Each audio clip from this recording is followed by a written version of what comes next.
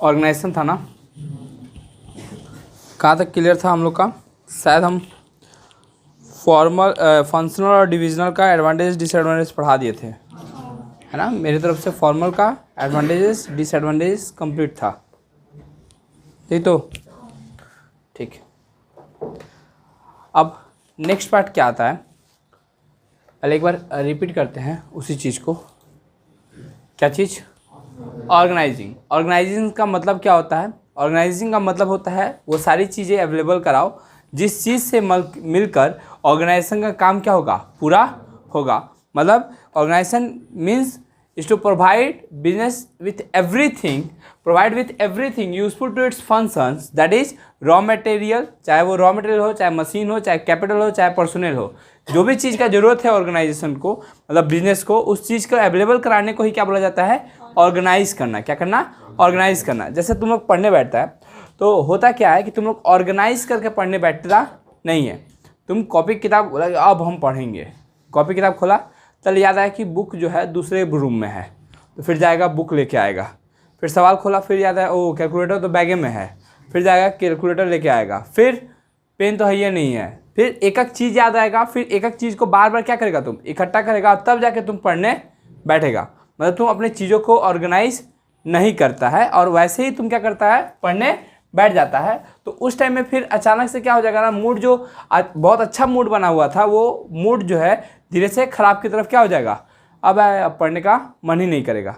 बहुत अच्छा से मन किया कि अब बैठ के ना याद कर लेते हैं, फिर नोट्स खोज रहा है, नोट्स मिल ही नहीं रहा है ना। तो ऐसे क्या होगा कि तुमको पढ़ने का मन जो है उस टाइम में नहीं करेगा। तो हर एक चीज़ को करने से पहले उसके लिए पहले से प्रिपेयर होना क्या है? बहुत ज़्यादा ज़रूरी है।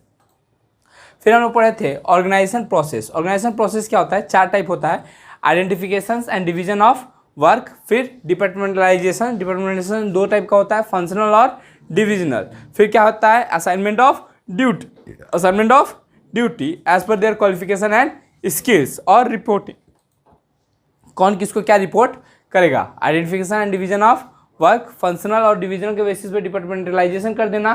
थर्ड होता है assignment of duties and qualification as per their qualification and skills. Establishment the reporting relationship of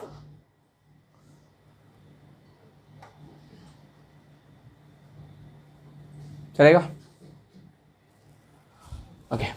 फिर क्या है? ये पढ़ लिए थे हम लोग शायद। उसके बाद हम लोग पढ़े थे ऑर्गेनाइजेशन स्ट्रक्चर। स्ट्रक्चर का मतलब क्या बोले थे? It is a framework with in which, एक फ्रेमवर्क है, एक एरिया है जिसके अंदर में रह के ऑर्गेनाइजेशन को क्या करना पड़ता है? काम को कंप्लीट करना होता है ना। उसी को क्या बोलते हैं? Organisation structure. देखो लिखा हुआ है framework within which the management and the operational task are to be perform, जिसके अंदर में रह के ऑर्गेनाइजेशन के टास्क को या फिर ऑपरेशन को क्या किया जाता है? परफॉर्म किया जाता है ना। Specify the relationship between resources, ये हमको क्या बताता है कि रिसोर्सेज के साथ मेरा कैसा रिलेशनशिप है। Relationship in the sense, suppose करो अगर हम प्रोडक्शन मैनेजर हैं तो हम प्रोडक्शन से रिलेटेड सारी चीज़ को, परचेस किया हुआ सामान को लाएंगे और उसको प्रोड्यूस करना ही मेरा क्या है? काम है। उसके बाद सेल होगा कि नहीं होगा ये मेरा रिस्पॉन्सिबिलिटी नहीं है। तो मेरा रिसोर्सेज के साथ, मटेरियल के साथ कैसा संबंध है? प्रोडक्शन का संबंध है। किसका संबंध है? तो जो ऑर्गेनाइजेशन स्ट्रक्चर है वो मेरे को ये इन्फॉर्म करता है कि मेरे को रिसोर्सेज के साथ कैसा संबंध बना के रखना है। Span of management give the shape of organisation structure. It makes clear who is responsible reporting to whom. ये साथ ही साथ ऑर्गेनाइजेशन स्ट्रक्चर ये भी बताता है कि कौन किसको रिपोर्ट करेगा। मतलब टॉप लेवल मैनेजमेंट इंफॉर्मेशन देगा किसको? मिडिल को मिडिल देगा, लोअर को लोअर देगा। मतलब अपना काम का सारा जायजा देगा किसको? मिडिल को। मिडिल लेवल सारा काम का जायजा देगा किसको? टॉप लेवल मैनेजमेंट को। चलेगा?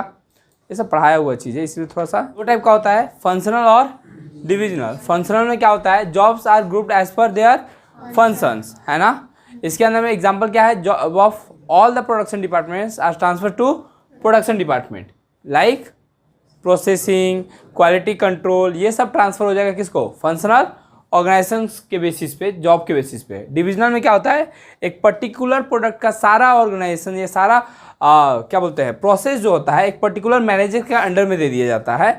When activities related to one product are grouped under one department, सारा एक्टिविटी एक डिपार्टमेंट के अंदर में कर दिया जाता है। बताया था ना, शू मेकिंग का सारा काम शू मेकिंग डिपार्टमेंट करेगा, है ना। उसमें प्रॉफिट लॉस जो भी होगा वो अपने क्या होगा, उसमें हम अकाउंटेबल ठहरा सकते हैं। Suitable only to the multi product manufacturing organisation, ये ज़्यादातर किसके लिए एप्लीकेबल है, जो मल्टी प्रोडक्ट बनाता है, बहुत टाइप का प्रोडक्ट बनाता है, उसके में ये एप्लीकेबल होता है। तो तुम ऐसा बोल सकता है कि डिविजनल के अंदर में फंक्शनल हो सकता है। किसके अंदर में, डिविजनल के अंदर में फंक्शनल हो सकता है। मानो मेरा डिविजनल ऑर्गेनाइजेशन है, हम फुटवेयर हैं, तो फुटवेयर में भी हम क्या कर सकते हैं, परचेज डिपार्टमेंट रख सकते हैं, सेल्स डिपार्टमेंट रख सकते हैं, डिस्ट्रीब्यूशन डिपार्टमेंट रख सकते हैं, चलेगा।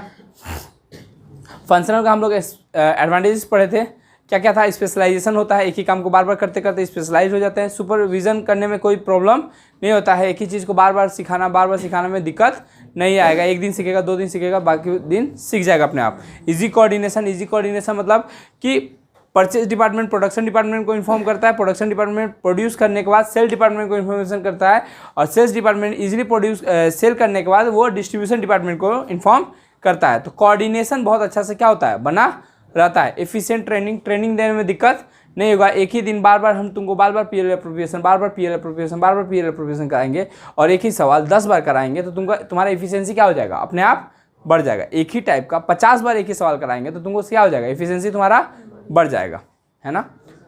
फिर क्या होगा, डिसएडवांटेजेस में क्या होता है, difficulties in achieving organisation goal. Organisation का गोल अचीव करने में क्या होता है, प्रॉब्लम क्रिएट हो जाता है। क्यों, क्योंकि अगर सपोज करो भले प्रोडक्शन डिपार्टमेंट बहुत अच्छा काम किया है, लेकिन सेल डिपार्टमेंट अगर सेल नहीं कर पाया तो ऑर्गेनाइजेशन का गोल को अचीव कर पाए क्या, नहीं। सेल डिपार्टमेंट बहुत अच्छा सेल कर रहा है लेकिन प्रोडक्शन डिपार्टमेंट प्रोडक्शन करके दे ही नहीं पा रहा है, तो वैसे भी तो ऑर्गेनाइजेशन का गोल को अचीव नहीं किया जा सकता। किसके वजह से फॉल्ट हुआ ये भी पता कर पाना पॉसिबल नहीं है, कौन इसके लिए जिम्मेवार है, कौन इसके लिए जवाबदेही है, ये भी पता कर पाना पॉसिबल नहीं है। इनफ्लेक्सिबिलिटी होता है, मतलब परचेज वाला डिपार्टमेंट वाला सेल्स में नहीं जा सकता है, सेल्स वाला परचेज में नहीं जा सकता है। इंटरडिपेंडेंट होता है, वो एक दूसरे पे क्या होता है, डिपेंड करते हैं। परचेज डिपार्टमेंट परचेज करके लाएगा तब जाके प्रोडक्शन कर पाएगा, प्रोडक्शन करेगा तब जाके सेल कर पाएगा, सेल करेगा तब जाके वो डिस्ट्रीब्यूट कर पाएगा। अकेले एक पर अपने आप पे निर्भर नहीं होता है। तुम लोग का केस ही खराब है। डिविजनल क्या होता है, डिविजनल का एडवांटेजेस ये है कि एक पर्टिकुलर प्रोडक्ट का स्पेशलाइजेशन हो जाता है। मेरे पास एक पर्टिकुलर प्रोडक्ट का सारा इन्फॉर्मेशन रहता है ना। क्विक डिसीजन मेकिंग, कोई भी डिसीजन लेना होगा, चाहे वो परचेज से रिलेटेड हो, चाहे सेल से रिलेटेड हो, चाहे डिस्ट्रीब्यूशन से रिलेटेड हो, वो हम लोग क्या कर सकते हैं, अपने आप ले सकते हैं। अकाउंटेबिलिटी मेरे हाथ में रहेगा। अगर हम लेदर के केस में लॉस खाते हैं तो जवाबदेही मेरे हाथ में रहेगा कि हम क्यों लॉस खाए हैं, है ना। फिर एक्सपेंशन एंड ग्रोथ होने में क्या होता है, पॉसिबिलिटी ज़्यादा होता है। डिसएडवांटेजेस का बात करें, मतलब कि क्या क्या खराबी है, तो पहला बात कि कॉन्फ्लिक्ट होने का चांसेस ज़्यादा होता है। मतलब सबको यही चाहेगा कि हम लोग प्रोडक्शन डिपार्टमेंट में काम करें, या सबको यही चाहेगा कि हम सेल डिपार्टमेंट में काम करें, सबको यही चाहेगा कि हम डिस्ट्रीब्यूशन डिपार्टमेंट में काम करें। तो सब अगर यही चाहेगा तो आधा रिसोर्सेज उधर चल जाएगा, कम रिसोर्सेज इधर बचेगा, तो सही से काम हो नहीं पाएगा, चलेगा। यहाँ से आता है आज का चैप्टर शुरू, delegation of authority. What do you mean by authority? Authority का मतलब बताओ, पावर, है ना। और डेलीगेशन मतलब डेलीगेटेड है ना, हम डेलीगेट कर रहे हैं, मतलब समर्पित कर रहे हैं। किस चीज़ को समर्पित कर रहे हैं, पावर को, ऑथोरिटी को। किसको, ऑथोरिटी को। जब किसी और को हम अपना ऑथोरिटी क्या कर रहे हैं, ट्रांसफर कर रहे हैं, उसी को बोलते हैं डेलीगेशन ऑफ ऑथोरिटी, है ना। अब ऑथोरिटी जो ट्रांसफर कर रहे हैं एक आदमी से दूसरे आदमी, मतलब अच्छा ये बताओ, क्या तुम लोग अपना ऑथोरिटी मेरे को ट्रांसफर करेगा कि हम अपना ऑथोरिटी तुमको ट्रांसफर, हम तुमको क्या कर सकते हैं, ऑथोरिटी ट्रांसफर कर सकते हैं। मतलब ये ऑथोरिटी जो है हमेशा अपवर्ड से डाउनवर्ड की तरफ होता है। किसकी तरफ, अपवर्ड से, माने ऊपर वाला नीचे वाले को क्या करता है, अपना ऑथोरिटी ट्रांसफर कर सकता है। जैसे क्या होता है, जब टेस्ट होता है तुम लोग को, तो भैया लोग आते हैं या दीदी लोग आती है क्या करने, गाइडिंग करने, तो उस टाइम में हम क्या करते हैं, अपना ऑथोरिटी क्या कर देते हैं, ट्रांसफर कर देते हैं। किसके पास, उन लोगों के पास। अब उन लोगों के पास ऑथोरिटी गया तो क्या रिस्पॉन्सिबिलिटी नहीं गया है, ऑथोरिटी के साथ साथ रिस्पॉन्सिबिलिटी भी गया है ना। कंपेयरिंग रिस्पॉन्सिबिलिटी, मतलब उन लोग का रिस्पॉन्सिबिलिटी या ऑथोरिटी उतना ही तक है कि टेस्ट में आया है बच्चा लोग तो चीटिंग ना करे, है ना। तो हम अपना ऑथोरिटी भी ट्रांसफर किए थे, साथ में सिमिलर पैरेलल क्या ट्रांसफर किए थे, रिस्पॉन्सिबिलिटी भी ट्रांसफर करते हैं। किसके तरफ से किसके तरफ, सुपीरियर से सबऑर्डिनेट की तरफ। किसके तरफ, सुपीरियर से सबऑर्डिनेट की तरफ। ये क्या है देखो, downward transfers of authority and matching responsibility from superior to subordinates, downward transfer, हम अपने से नीचे वाले को ट्रांसफर कर सकते हैं, अपना अथॉरिटी किसी और को ट्रांसफर कर सकते थे, ताकि हम अपना माइंड का सेटअप ठीक कर पाएँ, तो ऐसे बोलो मैनेजमेंट अच्छा से कर पाएँ, हम जहाँ ध्यान देना चाहिए वहाँ ध्यान दे पाएँ, है ना, रेदर देन हम क्या कर रहे हैं, छोटा मोटा फालतू के कामों में दिमाग लगाएं। तो इसीलिए कुछ कुछ कामें क्या होती हैं, छोटे लोगों को या फिर अपने से सुपीरियर जो लोग हैं, सबऑर्डिनेट जो लोग हैं, उन लोगों को क्या कर दिया जाता है, ट्रांसफ़र कर दिया जाता है ना। साथ ही साथ उसके साथ क्या ट्रांसफ़र किया जाता है, अथॉरिटी के साथ साथ रिस्पॉन्सिबिलिटी। अब एक पॉइंट आता है, what are the element of delegations, delegations of authority के एलिमेंट क्या क्या हैं। तो एलिमेंट ऑफ डेलीगेशन बात करोगे तो पहला आता है अथॉरिटी। अथॉरिटी का मतलब क्या होता है, पावर टू टेक डिसीजन, है ना, कि अगर हम किसी बंदे को खड़ा किए हैं यहाँ पे गार्डिंग के लिए, तो उसके पास ये पावर है कि वो तुम्हारे भलाई या अच्छाई के लिए, या फिर जो अथॉरिटी प्रोवाइड किया गया है कि तुम चीटिंग करेगा तो तुम्हारा नंबर काट लिया जाएगा या फिर पेपर कैंसिल कर दिया जाएगा, ये सब उन लोगों के पास क्या है, अथॉरिटी है, पावर है, क्या है, पावर है। क्लियर।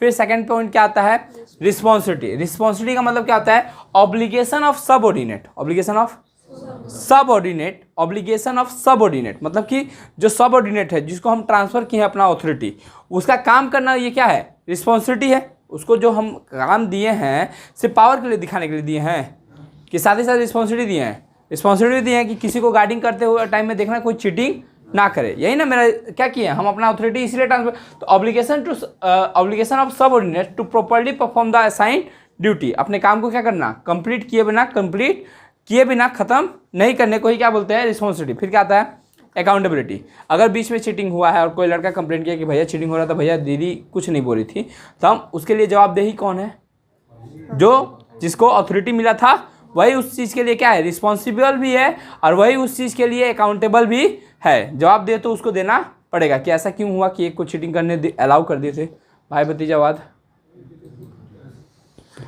डेलीगेशन से फ़ायदा क्या है ये बताओ, क्या हम अपना अथॉरिटी थोड़ा सा ट्रांसफ़र करके कुछ फ़ायदा होता है। मानो कंपनी में हो और कंपनी का सीनियर अकाउंटेंट अपना कुछ काम दे देता है जूनियर अकाउंटेंट को, पहला बात तो उसका टेंशन क्या होगा, कम होगा, वो दिमाग ज़्यादा अच्छे से चला पाएगा। दूसरा बात, जो एम्प्लॉय को काम देगा उसका भी डेवलपमेंट होगा, उसको भी ट्रेनिंग मिलेगा, कल के दिन वो भी क्या बन सकता है, सीनियर अकाउंटेंट। तो दूसरा बात कि पहला बात कि मैनेजमेंट इफेक्टिवली होगा। दूसरा बात, जो जूनियर अकाउंटेंट है वो धीरे धीरे सीनियर अकाउंटेंट का काम भी क्या कर रहा है, सीख रहा है, ट्रेंड हो रहा है, क्या हो रहा है, ट्रेंड हो रहा है, उसका डेवलपमेंट हो रहा है, उसको भी मन में खुशी हो रहा होगा, एक मोटिवेशन आएगा, क्या आएगा, मोटिवेशन आएगा कि हम धीरे धीरे क्या हो रहे हैं, तरक्की में है। मतलब अब तो हम सीनियर मैनेजर का भी, सीनियर अकाउंटेंट का भी काम हम ही कर दे रहे हैं, तो उसके अंदर से क्या आएगा, गुड वाला फीलिंग आएगा ना। दो टाइप का इंसेंटिव होता है, पढ़ेगा तुम लोग स्टाफिंग में, एक होता है फाइनेंशियल इंसेंटिव, एक होता है नॉन फाइनेंशियल इंसेंटिव, है ना।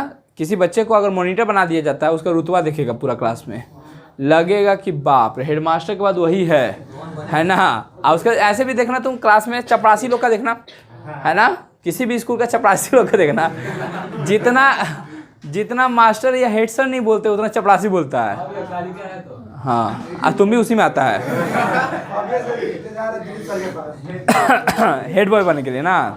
अरे क्या करेगा, देखो पहला इफेक्टिव मैनेजमेंट। पहला बात क्या होता है, अगर हम डेलीगेटेड हैं तो मेरा मैनेजमेंट अच्छा होगा। जो मेन मैनेजर है, जो सुपीरियर है, या फिर जो सीनियर अकाउंटेंट है, वो कोर एरिया पे दिमाग ज़्यादा लगाएगा। देखते होगे कि हम लोग कैश बुक सीखे थे, फिर एक छोटा मोटा कैश बुक सीखे थे, पीटी कैश बुक, है ना।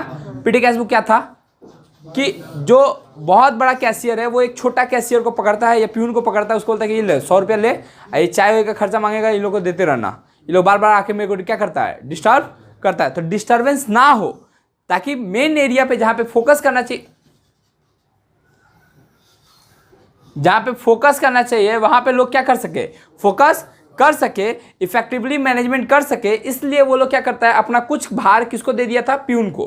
प्यून को मतलब अपने सबऑर्डिनेट को, ताकि वो काम को क्या कर दे, कंप्लीट कर दे। फालतू का काम, कौन सा काम, फालतू का काम जिसमें दिमाग लगाने वाला जरूरत नहीं है, वो अपने सुपीरियर सबऑर्डिनेट को क्या कर देता है, ट्रांसफर कर देता है। एम्प्लॉय डेवलपमेंट, साथ ही साथ इसका क्या होगा, जो जूनियर प्यून है वो भी धीरे धीरे हिसाब किताब क्या करेगा, सीखेगा। हाँ, इससे फलाना से पैसा लिए, इसको फलाना दिए, ये डेबिट हुआ और ये क्रेडिट हुआ, धीरे धीरे क्या होगा, वो सीखेगा, उसका धीरे धीरे डेवलपमेंट होगा। उसका क्या होगा, जो जूनियर अकाउंटेंट है वो धीरे धीरे सीनियर अकाउंटेंट का काम सीखेगा। और जैसे ही सीनियर अकाउंटेंट क्या होगा, रिटायर होगा, जाकर मैनेजर से बात करेगा, हम सब कर देंगे, हमको आता है, सब सीनियर मैनेजमेंट मेरे से तो कराता था, आपने तो खाली मुड़ी चाँचू खाता था, है ना। समझ में आया क्या बोले हैं। तो ये जॉब वैकेंसी हो जाएगा तो वहाँ पे भी जूनियर वाला क्या बन जाएगा, सीनियर, ट्रांसफ़र होके, क्या होके, ट्रांसफ़र होके चलेगा यहाँ तक। फिर क्या था, एम्प्लॉय को मोटिवेशन मिलता है कि हम सीनियर मैनेजमेंट का भी काम कर ले रहे हैं, तो मेरे का तो कोई, मेरा आगे पीछे कोई है ही नहीं। फिर क्या आता है, reduce workload of the managers, major और कोर एरिया पे वो ज़्यादा ध्यान दे पाएगा, है ना, वर्कलोड उसका क्या हो जाएगा, कम हो जाएगा। ये हम लोग क्या पढ़ रहे हैं, बेटर कोऑर्डिनेशन, काम पूरा कर देगा, और काम पूरा करने के बाद सारा जो भी चिट्ठा विट्ठा होगा सब मेरे को क्या कर देता है, सबमिट कर देता है। उसी तरह जूनियर अकाउंटेंट को जो काम दिया वो पूरा कर लेगा, करके पूरा सबमिट कर देगा किसको, सीनियर अकाउंटेंट। दोनों के बीच में कोऑर्डिनेशन क्या रहेगा, अच्छा रहेगा, क्या रहेगा, अच्छा रहेगा। ऑर्गेनाइजेशन का ग्रोथ होगा, ऑब्वियसली है, सीनियर का काम जूनियर कर देगा तो सीनियर ज़्यादा अच्छे दिमाग लगाएगा, माने मोर कोर एरिया पे ज़्यादा दिमाग लगाएगा, कोर एरिया पे ज़्यादा दिमाग लगाएगा तो ऑर्गेनाइजेशन का ग्रोथ होना लाजमी है ना।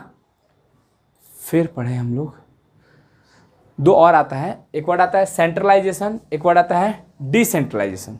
पढ़े हुए सेंट्रलाइजेशन, कोई भी काम, सब चीज़ एक पर्टिकुलर एरिया में या पर्टिकुलर हाथ में दे देने को सेंट्रलाइज बोला जाता है ना। मेरे पास सेंट्रलाइज्ड पावर है सिटी इंस्टीट्यूट को कंट्रोल करने का, है ना, मेरे पास क्या है, सेंट्रलाइज्ड पावर है, क्योंकि पूरा कंट्रोल या पूरा टाइम शेड्यूल कौन सेट करता है, हम करते हैं, है ना। तो मेरे पास क्या है, सेंट्रलाइज्ड पावर है। अब इसी चीज़ को अगर हम 2-3 लोगों के बीच में क्या कर दें, डिस्ट्रीब्यूट कर दें, उसको बोला जाता है डिसेंट्रलाइजेशन। क्या बोला जाता है, डिसेंट्रलाइजेशन। जब कार्य लोगों के बीच में क्या हो जाए, डिवाइड हो जाए, है ना, रिस्पॉन्सिबिलिटी या ऑथोरिटी लेने का, ऑथोरिटी या फिर रिस्पॉन्सिबिलिटी या डिसीजन लेने का पावर जो है वो किसी और 2-4 लोगों के बीच में क्या हो जाए, डिस्ट्रीब्यूट हो जाए, है ना, तो उसी को क्या बोला जाता है, डिसेंट्रलाइजेशन। अब बताओ कि चाय पीने जाना है तो वो भी हम टॉप लेवल मैनेजमेंट से पूछ के जाएंगे, है ना, ऐसा पॉसिबल है क्या, पॉसिबल नहीं है। तो सब चीज़ सेंट्रलाइज होना सही नहीं है, सब चीज़ एक हाथ में होना सही नहीं है। सेंट्रलाइजेशन भी जरूरी है और डिसेंट्रलाइजेशन भी जरूरी है। जो मेन इंपॉर्टेंट डिसीजन है वो सेंट्रलाइज लेवल पे लिया जाए, जो छोटा मोटा डिसीजन है परचेस करने का, सेल करने का, डिस्ट्रीब्यूशन करने का, ये सब किस लेवल पे लिया जाए, मिडिल या लो लेवल पर, जिस लेवल पे काम हो रहा है उस लेवल पे लिया जाना चाहिए। माने सेंट्रलाइजेशन भी जरूरी है और डिसेंट्रलाइजेशन भी जरूरी है। डिसेंट्रलाइजेशन ऐसा समझो ना कि it is a upgrade version of delegation. क्या चीज, decentralisation is a upgrade version of delegation. ये डेलीगेशन का अपग्रेड वर्सन है। कौन सा, डिसेंट्रलाइजेशन किसका अपग्रेड वर्सन है, डेलीगेशन में क्या होता था, हम अपने काम को सबऑर्डिनेट को देते थे। यहाँ पे ऐसा समझो कि टॉप लेवल मैनेजमेंट अपना काम को मिडिल लेवल में बांट दिया और मिडिल लेवल मैनेजमेंट अपना काम को लोअर लेवल मैनेजमेंट में क्या कर दिया, बांट दिया। तो यहाँ पे तो ऑथोरिटी भी तो क्या हो रहा है, उस हिसाब से डिसीजन ही डिस्ट्रीब्यूट ही हो रहा है ना। बस वहाँ पे क्या था, एक आदमी दूसरे आदमी को देता था, वहाँ पे एक, यहाँ पे क्या है, एक आदमी बहुत सारे आदमी को क्या करता है, ट्रांसफर कर दे रहा है ना।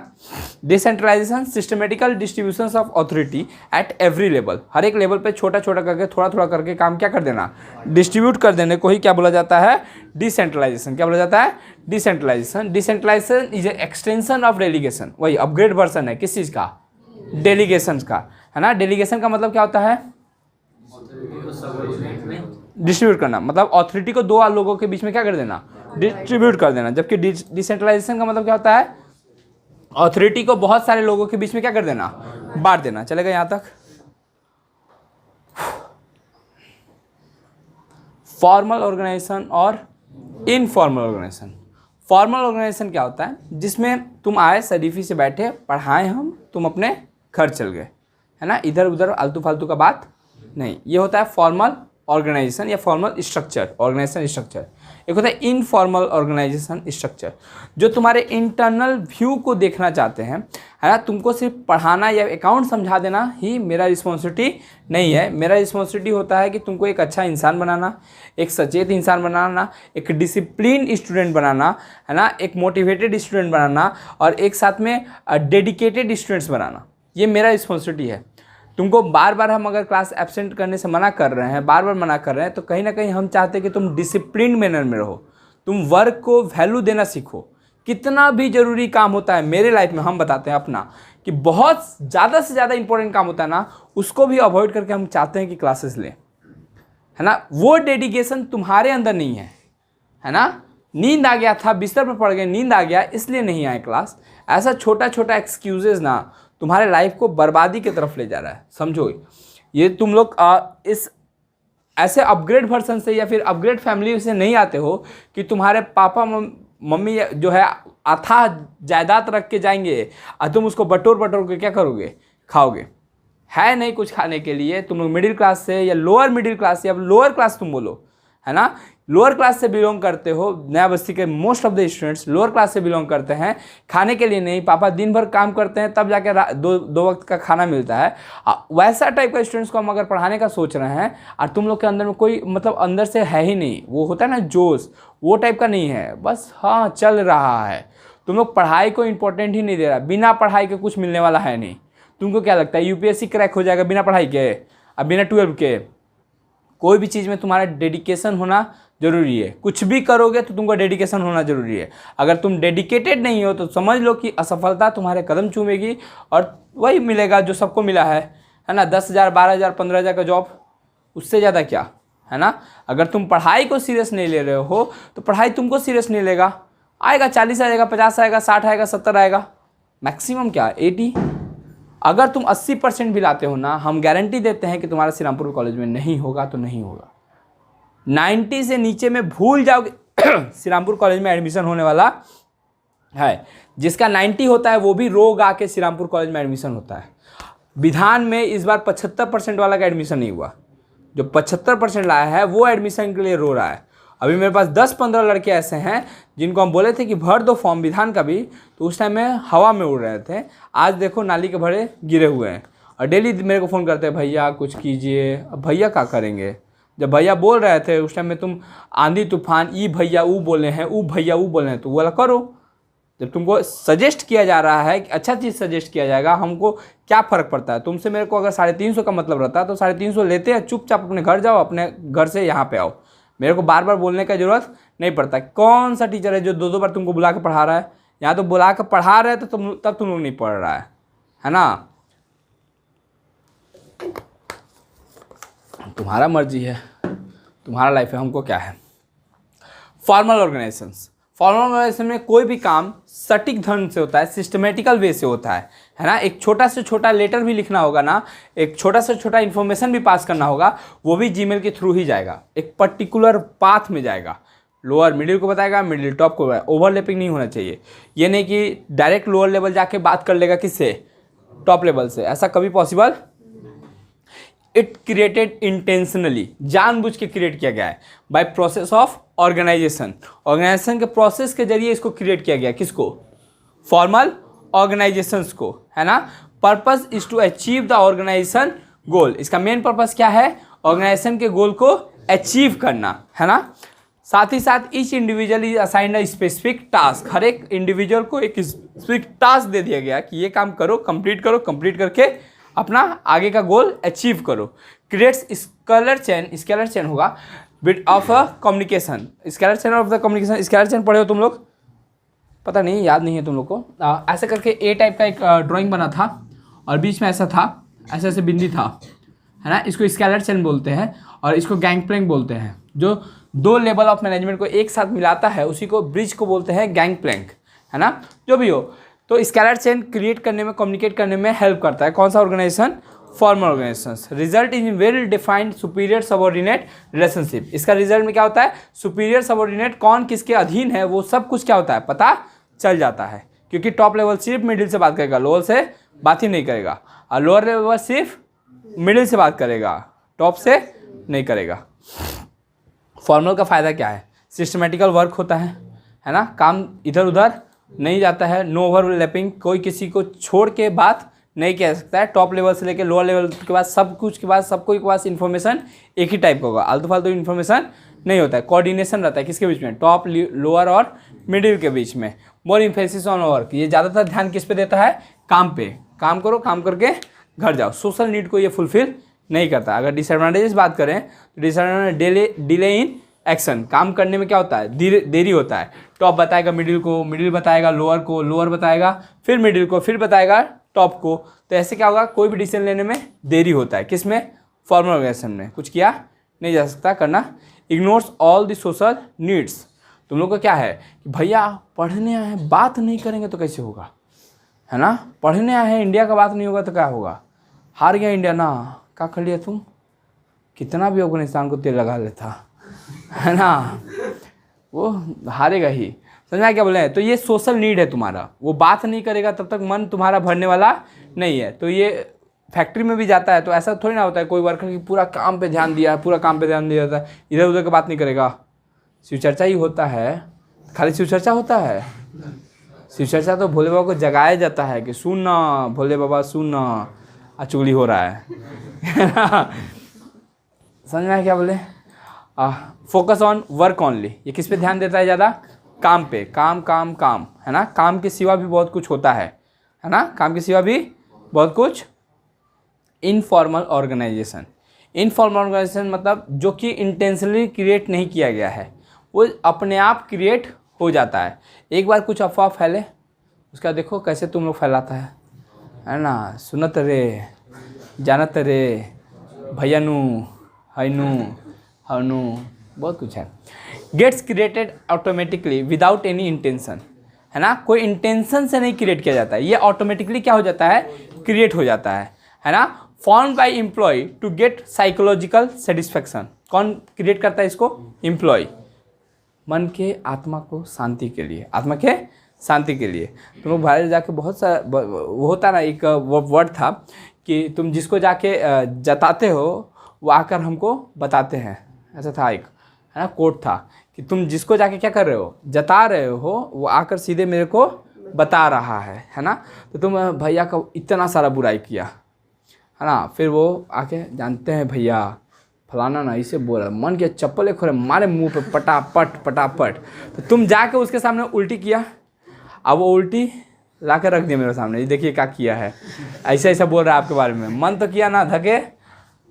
तो वही बात है कि इनफॉर्मल कम्युनिकेशन में क्या होता है कि ट्रेजेडी जो है बहुत जल्दी फैलती है, रूमर बहुत जल्दी फैलता है, और मेरे को फीडबैक मेरा मिल जाता है, अच्छा ऐसा सोचता है, ठीक है कहीं निकाल लेंगे। हमको अगर बदला निकालना हो तो हमको सोचना पड़ेगा, रीज़न खोजेंगे, रीज़न खोजने का क्या है, दे देंगे 5 पेज याद कर क्या हो, उसका तो 6ठा पेज के लिए मार देंगे बिना मतलब का। तो मेरे को रीज़न खोजने की जरूरत, क्या समझा मनीष हम बता रहे हैं, does not follow any fix path of communication, कोई एक particular path of communication follow नहीं करता है ना। ऐसा नहीं है कि लोअर लेवल मिडिल लेवल को बताएगा, लोअर लेवल जाके अगर मन को संतुष्टि मिलता है तो टॉप लेवल को भी बता देगा, जानते हैं सर मिडिल लेवल मैनेजमेंट करना ऐसा चल रहा है आप देख लीजिएगा, ठीक है।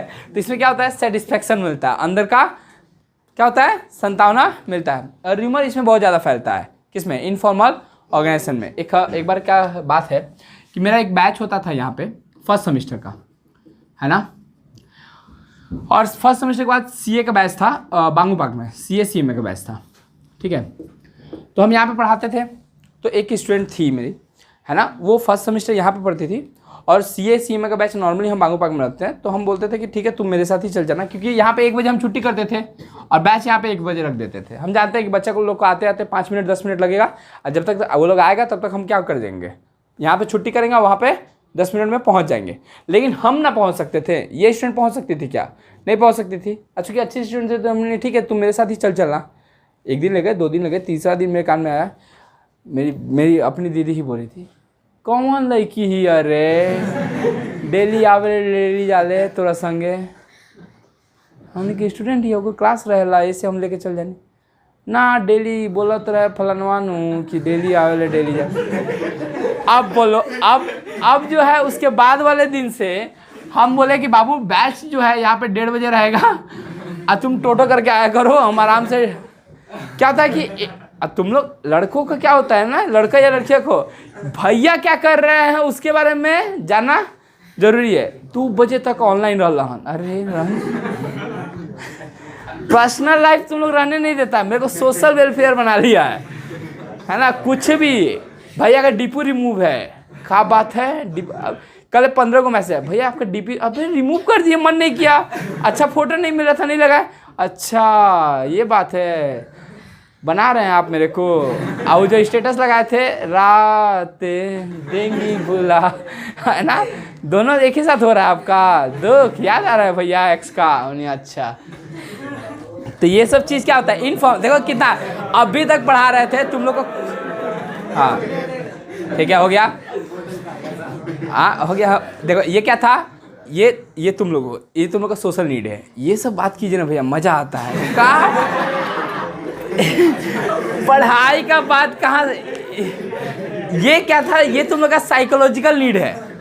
खाली पढ़ाई का बात थोड़ी ना होता है, सोशल नीड फुलफिल नहीं हो रहा था तुम लोग का। अब देखो फालतू का बात कर रहे हैं। जितना एक्स की बात करेंगे हम जितना एग्जांपल एक्स से लेंगे ना, उतना तुम लोग खुश। बाप भैया एकदम दिल का बात छू लिया आप मेरा, है ना। चलो आए हम लोग इनफॉर्मल में ही थे। कई बातें काल्पनिक है, इसका वास्तविकता से कोई लेन देन नहीं। अगर होता है तो इसे मात्र एक सहयोग कहा जाएगा। इनफॉर्मल ऑर्गेनाइजेशंस में क्या होता है कि इसका फ़ायदा क्या क्या है। फ़ायदा पहला बात यह है कि फास्ट कम्युनिकेशन, तुमको पता भी नहीं चलेगा, मेरे को पता भी नहीं चला, हमको पता भी नहीं था, है ना, लेकिन मेरे तक खबर आ गया कि आपके बारे में पीठ पीछे ऐसा बात चल रहा है, तो आप सतर्क हो जाइए। तो हम सतर्क हो जाए, टाइम चेंज कर दिए। टाइम क्या कर दिए, क्योंकि ऑब्वियसली है तुमको माने समाज से फीडबैक मिलना बहुत ज़रूरी है। कौन तुम्हारे बारे में क्या सोच रहा है। अब अगर हम बहुत अच्छा सोच रहे हैं बच्चे के बारे में, अब बच्चे को लग रहा है कि ओ ये का ढेरे नहीं कर रहा, तो एब्सेंट कहीं लाके चलते करो, हमको कहा जाएगा। तुम्हारा एब्सेंट जा रहा है, तुम्हारा लॉस जा रहा है, मेरे को कुछ जाने वाला नहीं है। चाहे हंसो चाहे रो, हमको पढ़ाना है तो हम जैसे चाहते हैं वैसे ही पढ़ाएंगे। Clear. Fulfil social needs, correct feedback. हमको फीडबैक जो है वो सही मिलता है कि आदमी क्या सोच सकता है, आपका मन में क्या चल रहा है वो मैटर नहीं करता है, दूसरा क्या सोच सकता है ये मैटर करता है। Clear. Disadvantages, spreading of rumours फैलने का, अफवाह फैलने का चांसेस ज़्यादा होता है। नो सिस्टमेटिकल वर्किंग, कोई सिस्टमेटिक ऐसा नहीं है कि चाचा जो है दूसरे को बताएंगे फलाना करेंगे, कोई सीक्वेंस नहीं है। जो जिसको मन करेगा उसको क्या करेगा, इन्फॉर्मेशन कान बढ़ देगा। No emphasis of individual interest, लेकिन इंडिविजुअल इंटरेस्ट को कोई वैल्यू देता नहीं है। चलेगा यहाँ तक, ये क्या है। Thank you so much. Light जला लो।